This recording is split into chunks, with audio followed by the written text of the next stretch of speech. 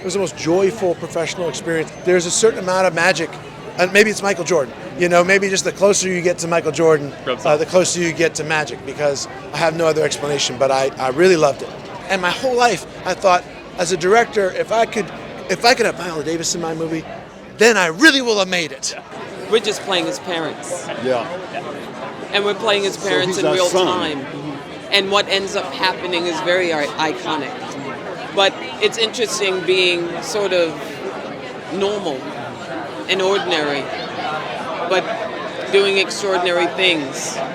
So that was the challenge to this, you know. It wasn't like we were walking in saying, we're creating Air Jordans. She's that generation of black parenting. She was born in 1940, so 3 years before my mama. She's a generation where your kids are your dreams. That's right. We've lost generations in the black community where people weren't allowed to dream because weren't given any opportunities.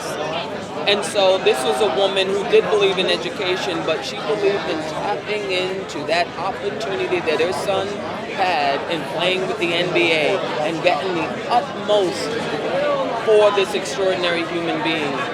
She was not afraid to dream for her child.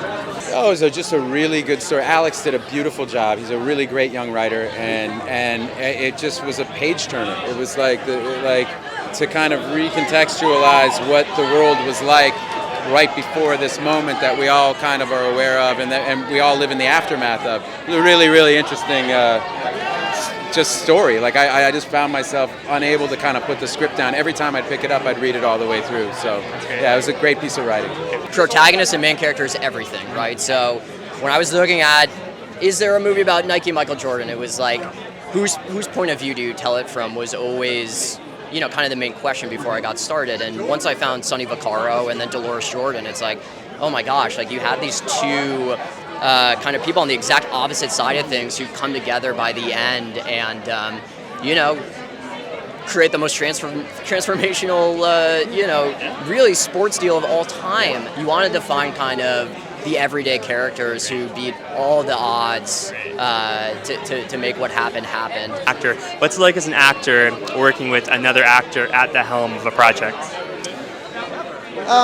It's great. It's very intimate. When the director is actually on the set with you and you're both in front of the camera, there's sort of a, you know, an equality there and a peer level, and you're kind of all on the same team. The actors make great directors, but they understand the kind of the plight of the actor. And I think great directors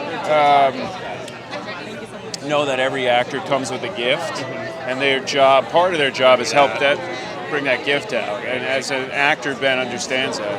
For a movie, you're playing someone who exists in real life. What are the challenges and the perks of something like that as an actor? The perks, he's still alive, and I had to talk. I could talk to him, and he loved to talk. So I got a lot of research, a lot of information. You know, I knew more about him. I knew just as much he knew about himself and it was a blessing to be able to. And he's still young and got spunk and was talking and remember everything, and so it was great. It was great. And if Nike gave you a shoe deal, what would the name of your sneaker be? Air Bateman? Okay. It's easy. It's an easy one there, but it's good. You didn't do that with a lot of confidence. I don't think it's going to sell well. I'll buy it, yeah. That might be more of a sandal. No.